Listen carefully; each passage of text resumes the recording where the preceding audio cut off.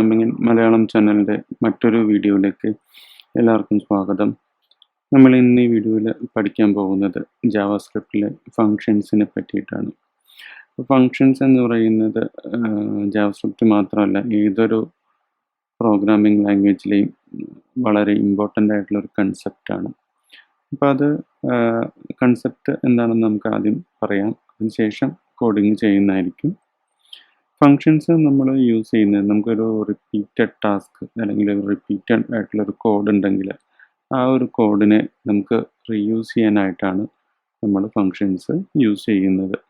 അപ്പോൾ നമുക്ക് റിപ്പീറ്റഡ്ലി ചെയ്യേണ്ട ഒരു കാര്യം നമ്മളൊരു ഫങ്ഷനായിട്ട് ബിൽഡ് ചെയ്യും. എന്നിട്ട് ആ ഫങ്ഷന് ഇൻവൊക്കേഷൻ എന്ന് പറയും. ഇൻവൊക്കേഷൻ അഥവാ ഫങ്ഷനെ നമ്മൾ കോൾ ചെയ്യുമ്പോഴാണ് ആ കോഡ് ആക്ച്വലി എക്സിക്യൂട്ട് ആവുന്നത്. ഇപ്പോൾ ഫങ്ഷൻ്റെ സിൻടാക്സ് വളരെ സിമ്പിളാണ്. ഇപ്പോൾ സിൻടാക്സ് എന്താണെന്ന് ആദ്യം പറയാം. ഫങ്ഷൻ എന്ന് പറയുന്ന ഒരു കീവേഡാണ് ആദ്യം യൂസ് ചെയ്യുന്നത്. അത് കഴിഞ്ഞ് ഫങ്ഷൻ്റെ പേര് നമുക്ക് കൊടുക്കേണ്ട ഫങ്ഷൻ്റെ പേര് കൊടുക്കാം.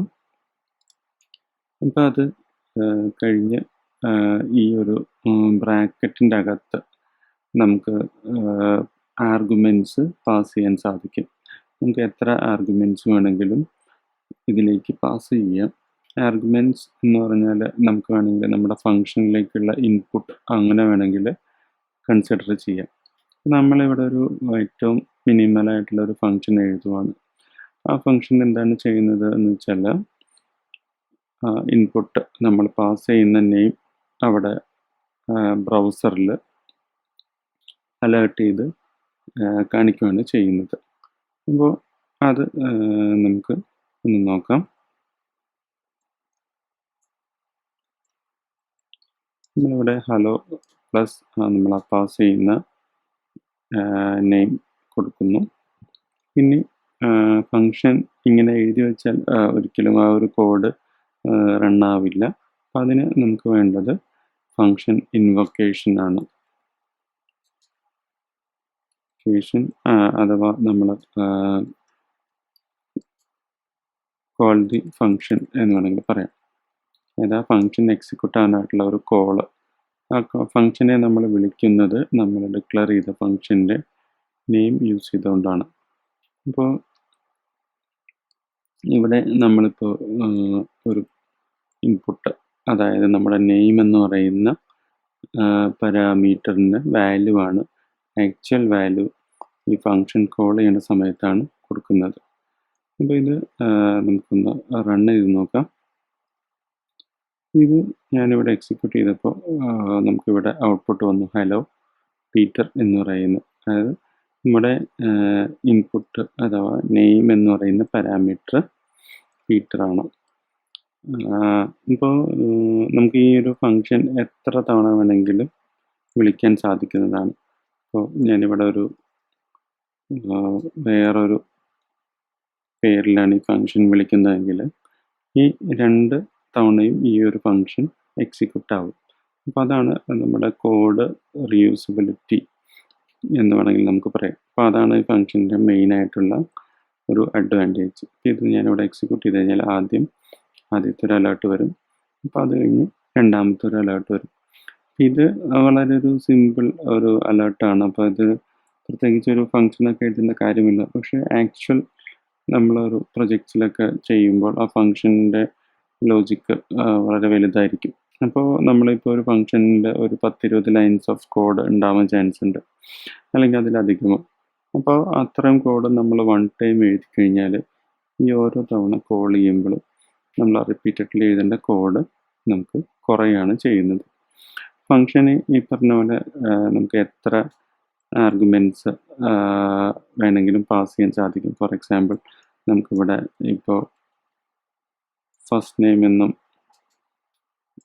ലാസ്റ്റ് നെയിം എന്നും പറഞ്ഞ 2 ആർഗ്യുമെൻറ്റ്സ് ആണ് നമ്മൾ കൊടുക്കുന്നതെന്ന് വെച്ചാൽ നമുക്കത് ഇവിടെ യൂസ് ചെയ്യാൻ സാധിക്കും. ഇവിടെ പാസ് ചെയ്യുന്ന ആ ഒരു നെയിം വെച്ചിട്ടാണ് നമ്മളിവിടെ ആക്സസ് ചെയ്യുന്നത്. അപ്പോൾ ഇവിടെ ഫസ്റ്റ് നെയിം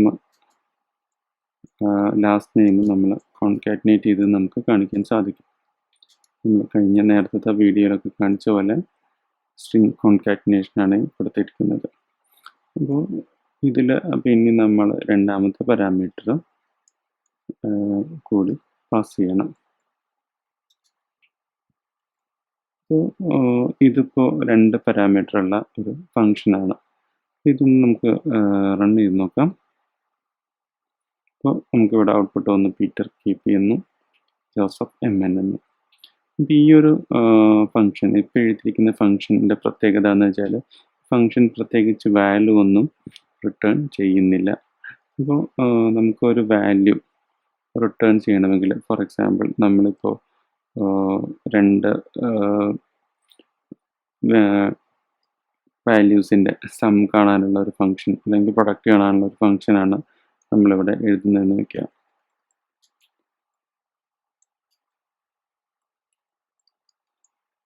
അപ്പോൾ അതിൽ നമ്മൾ 2 നമ്പേഴ്സ്, നമ്പർ 1 എന്നും നമ്പർ 2 എന്നും ആണ് ഇൻപുട്ട് പാസ് ചെയ്യുന്നത്. അപ്പോൾ ഇതിൽ നമുക്ക് ആ വാല്യൂ റിട്ടേൺ ആണ് ചെയ്യുന്നത്. റിട്ടേൺ എന്ന് പറഞ്ഞാൽ ആ വാല്യൂവിനെ നമ്മൾ എവിടെയെങ്കിലും ഒരു വേരിയബിളിൽ സ്റ്റോർ ചെയ്ത് വയ്ക്കും, ആ ഫംഗ്ഷൻ കോളിൻ്റെ റിസൾട്ട്. എന്നിട്ട് ആ റിസൾട്ടിൽ നമുക്ക് ആ വാല്യൂ അവൈലബിൾ ആയിരിക്കും. അത് നമുക്ക് ഫർദർ പ്രോസസ്സിങ്ങിന് യൂസ് ചെയ്യാൻ സാധിക്കും. അപ്പോൾ അത് ഞാൻ ഈ ഒരു എക്സാമ്പിൾ വെച്ചിട്ട് കാണിച്ചു തരുന്നതായിരിക്കും. നമ്മളിവിടെ സം എന്ന് പറയുന്ന ഒരു വേരിയബിൾ ഡിഫൈൻ ചെയ്യുന്നു,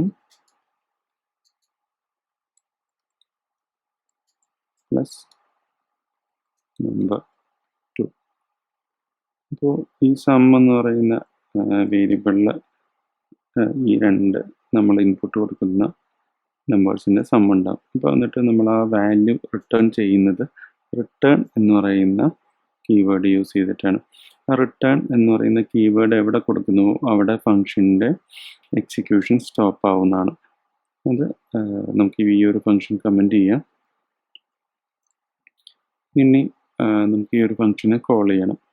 ഇപ്പോൾ കാൽക്കുലേറ്റ് സം എന്ന് പറയുന്ന ഫംഗ്ഷൻ കോൾ ചെയ്യുന്നു 2 നമ്പേഴ്സ് ഇൻപുട്ടായിട്ട് കൊടുത്തിട്ട്. ഇത് നമുക്കിപ്പോൾ ഒന്ന് എക്സിക്യൂട്ട് ചെയ്ത് നോക്കാം. ഇത് എക്സിക്യൂട്ട് ചെയ്തപ്പോൾ നിങ്ങൾക്ക് കാണാം പ്രത്യേകിച്ച് ഔട്ട്പുട്ടോ കൺസോളോ ഒന്നും വന്നിട്ടില്ല. കാരണം ഈ ഒരു ഫംഗ്ഷൻ വാല്യൂ റിട്ടേൺ ആണ് ചെയ്തിരിക്കുന്നത്. ആ റിട്ടേണിന് നമ്മൾ ആക്സസ് ചെയ്യണമെങ്കിൽ അതിനെ മറ്റൊരു വേരിയബിളിലേക്ക് നമുക്ക് കൊടുക്കേണ്ടതായിട്ടുണ്ട്. എന്നാൽ മാത്രമേ നമുക്ക് ആ ഒരു വാല്യൂ ആക്സസ് ചെയ്യാൻ സാധിക്കുകയുള്ളൂ. ഇനി നമ്മൾ ഈ ഒരു സമ്മിനെ കൺസോളോ അലാട്ടോ ചെയ്ത് നോക്കിക്കഴിഞ്ഞാൽ നമുക്ക് ഈ ഫംഗ്ഷൻ റിട്ടേൺ ചെയ്ത വാല്യൂ അവിടെ കാണാൻ പറ്റും. ഇപ്പോൾ നമുക്കിവിടെ കാണാം 12 എന്ന് പറയുന്ന വാല്യൂ റിട്ടേൺ ആയിട്ടുണ്ട്. അപ്പോൾ ഇതിന് ഈക്വലൻ്റ് ആണ് നമുക്ക് കൺസോൾ ലോഗിനകത്ത് ഡയറക്റ്റ്ലി ഈ ഫംഗ്ഷൻ കോൾ ചെയ്യാൻ സാധിക്കും. ഇതും വാലിഡ് ആയിട്ടുള്ള കോഡാണ്. ഇപ്പോഴും നമുക്ക് സെയിം ആ ഒരു ഫംഗ്ഷൻ റിട്ടേൺ തന്നെയാണ് വന്നിരിക്കുന്നത്. അപ്പോൾ ഈ റിട്ടേൺ സ്റ്റേറ്റ്മെൻറ്റിൻ്റെ പ്രത്യേകത നമ്മൾ പറഞ്ഞു. നമ്മളിപ്പോൾ ഇതിൻ്റെ താഴെ എന്തെങ്കിലും കൺസോൾ കൊടുത്ത് നോക്കാം. അപ്പോൾ എന്താണ് സംഭവിക്കുക എന്നുള്ളത് നമുക്ക് നോക്കാം. ഇപ്പോൾ നേരത്തെ വന്ന ഔട്ട്പുട്ട്, അതായത് 12 വന്ന സം മാത്രമാണ് നമുക്ക് വന്നത്. ഈ കൺസോൾ പ്രിൻ്റ് ആയില്ല. അതിന് കാരണം എന്താണെന്ന് വെച്ചാൽ ഈ റിട്ടേൺ സ്റ്റേറ്റ്മെൻറ്റിൽ ഫംഗ്ഷൻ്റെ എക്സിക്യൂഷൻ അവസാനിക്കും. ഇത് കഴിഞ്ഞ് എന്ത് കോഡ് കൊടുത്താലും, ഇപ്പോൾ നിങ്ങളിവിടെ എഡിറ്ററിൽ അത് കാണിച്ചു തരുന്നുണ്ട്, അൺറീച്ചബിൾ കോഡ് ഡിറ്റക്റ്റഡ്, അതായത് ആ കോഡ് ഒരിക്കലും എക്സിക്യൂട്ട് ആവില്ല. അതാണ് ഈ റിട്ടേൺ സ്റ്റേറ്റ്മെൻറ്റിൻ്റെ മീനിങ്. അവിടെ വെച്ചിട്ട് ആ ഫംഗ്ഷൻ്റെ എക്സിക്യൂഷൻ സ്റ്റോപ്പ് ആവും. പിന്നെ ഇത് നമുക്ക് വേണമെങ്കിൽ ഈ ഫംഗ്ഷൻ്റെ ഇവിടെ റിട്ടേണിന് മുമ്പ് കൊടുത്ത് ഒന്ന് എക്സിക്യൂട്ട് ചെയ്ത് നോക്കാം. ഇപ്പോൾ നിങ്ങൾക്ക് കാണാം ഇത് ഹലോ എന്ന് 2 തവണ വന്നിട്ടുണ്ട്. കാരണം നമ്മൾ ഈ ഫംഗ്ഷൻ 2 തവണ ഇവിടെ വിളിച്ചിട്ടുണ്ട്. അപ്പോൾ ഇങ്ങനെയാണ് റിട്ടേൺ സ്റ്റേറ്റ്മെൻറ്റ് വർക്ക് ചെയ്യുന്നത്. പിന്നെ ഇതിൽ ഈ വേരിയബിൾസ്, ഈ ഒരു വേരിയബിൾസിന് നമ്മൾ അതിൻ്റെ ലൈഫ് എന്ന് പറയുന്നത് ഈ ഫംഗ്ഷൻ്റെ അകത്ത് മാത്രമായിരിക്കും. നമുക്ക് സം എന്ന് പറയുന്ന വേരിയബിൾ ഒരിക്കലും ഇവിടെ ആക്സസ് ചെയ്ത് കിട്ടില്ല. അതുകൊണ്ടാണ് നമ്മൾ ഈ സെയിം പേരിൽ വേരിയബിൾ കൊടുത്തിട്ടും അത് എറർ അടിക്കാതിരിക്കുന്നത്. കാരണം ഈ ഒരു ഫംഗ്ഷൻ്റെ അകത്താണ് അതിൻ്റെ ലൈഫുള്ളൂ. ഫംഗ്ഷൻ്റെ അകത്ത് ഡിക്ലെയർ ചെയ്യുന്ന വേരിയബിൾസിന്. അപ്പോൾ നമ്മൾ ഫംഗ്ഷൻ്റെ പുറത്ത് അതേ പേര് നമുക്ക് റീയൂസ് ചെയ്യാൻ പിന്നെ പറ്റുന്നതാണ്. ഇതാണ് ഒരു ബേസിക് ആയിട്ടുള്ള ഫംഗ്ഷൻ്റെ ഡെഫിനിഷനും വാല്യൂ റിട്ടേൺ ചെയ്യുന്നതും. അപ്പോൾ ഇനി നമുക്ക് മറ്റൊരു ഓപ്ഷൻ ഉള്ളത് എന്ന് വെച്ചാൽ ഫംഗ്ഷനിൽ നമുക്ക് റെസ്റ്റ് പാരാമീറ്റേഴ്സ് എന്ന് പറയുന്ന ഒരു കൺസെപ്റ്റ് ഉണ്ട്. അപ്പോൾ അത് എന്താണെന്ന് നോക്കാം.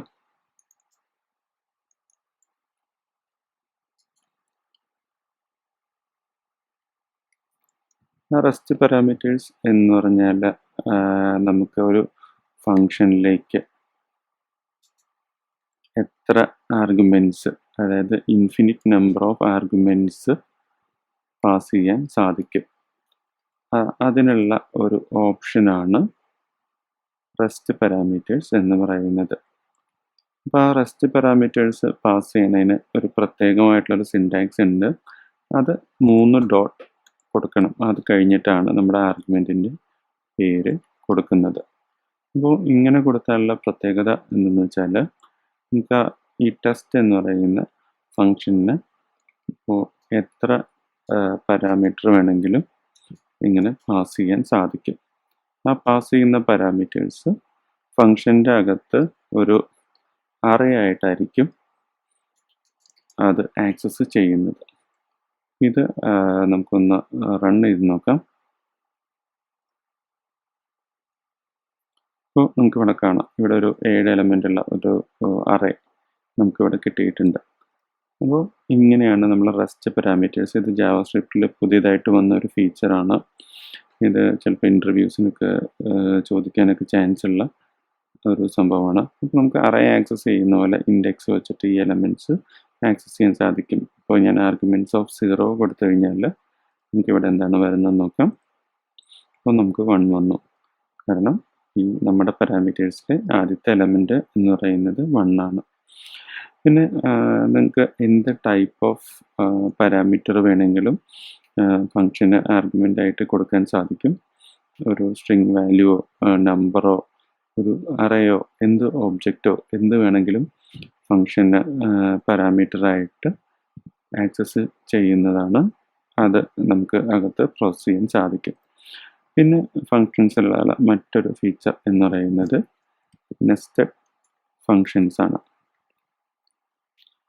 നെസ്റ്റഡ് ഫങ്ഷൻസ് എന്ന് പറഞ്ഞാൽ ഒരു ഫംഗ്ഷൻ്റെ അകത്ത് മറ്റൊരു ഫംഗ്ഷൻ ഡിഫൈൻ ചെയ്യുന്നതിനെയാണ് നെസ്റ്റഡ് ഫങ്ഷൻസ് എന്ന് പറയുന്നത്. അപ്പോൾ അത് എങ്ങനെയാണെന്ന് നമ്മൾ നോക്കാം. നമ്മളിവിടെ ഒരു ഫംഗ്ഷൻ എ ഡിഫൈൻ ചെയ്യുന്നു. അതിൻ്റെ അകത്ത് നമ്മളിവിടെ ഒരു ഫംഗ്ഷൻ ബി എന്ന് ഡിഫൈൻ ചെയ്യുന്നു.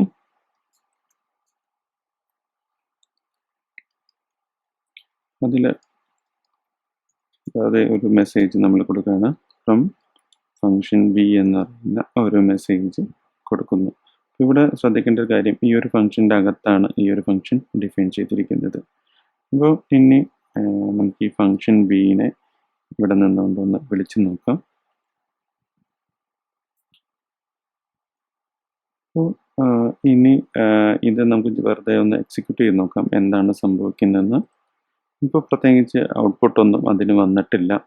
അതിന് കാരണം എന്താണെന്ന് വെച്ചാൽ നമ്മൾ ഈ ഫംഗ്ഷൻ ബി വിളിച്ചിട്ടുണ്ട്, പക്ഷേ അതിൻ്റെ പാരൻറ്റ് ഫംഗ്ഷൻ എന്ന് പറയുന്നത് ഫംഗ്ഷൻ എ ആണ്. ആ ഫംഗ്ഷൻ എ നമ്മൾ ഇൻവോക്ക് ചെയ്തിട്ടില്ല. അപ്പോൾ ആ ഇൻവോക്കേഷൻ നടന്നാൽ മാത്രമേ ഈ ഒരു കോള് അവിടെ നടക്കുകയുള്ളൂ. അപ്പോൾ അതിനു വേണ്ടി നമുക്ക് ഫംഗ്ഷൻ എ ഒന്ന് കോൾ ചെയ്ത് നോക്കാം.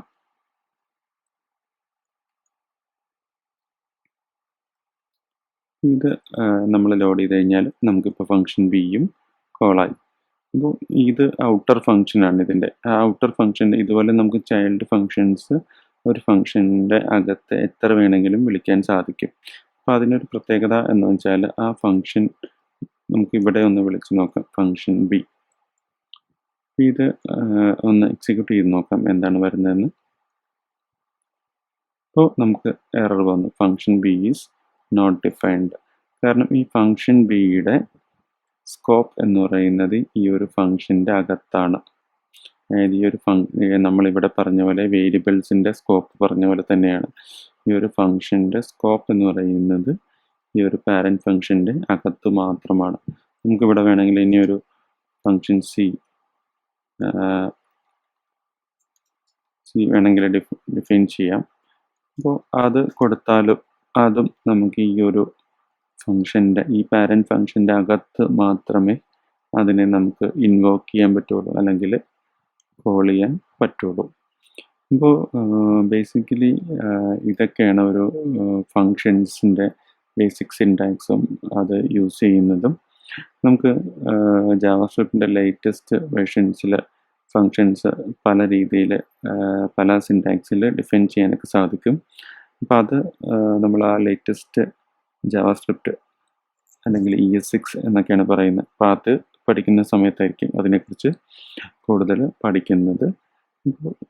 നമ്മൾ ഇങ്ങനെ ഫങ്ഷൻ യൂസ് ചെയ്തിട്ട് കോഡ് എഴുതുന്നതിനെ ഫങ്ഷണൽ പ്രോഗ്രാമിംഗ് എന്നാണ് പറയുന്നത്.